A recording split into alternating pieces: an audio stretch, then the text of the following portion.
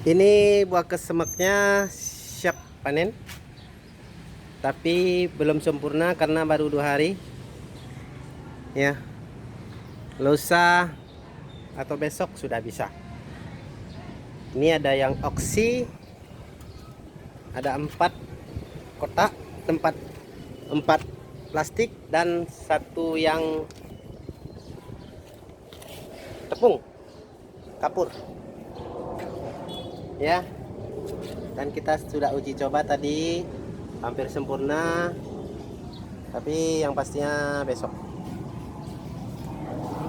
Ya, jadi ini namanya fermentasi supaya yang kelat-kelat itu hilang, jadi tinggallah rasa manisnya. Oleh karena itu, ya,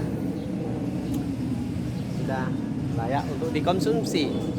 Udah enak rasanya. Inilah dia.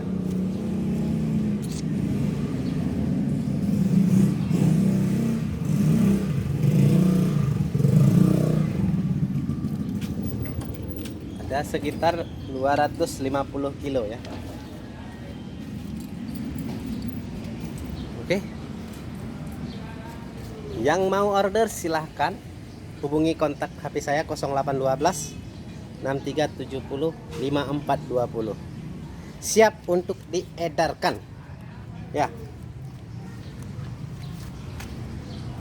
Siap untuk diedarkan. Ya.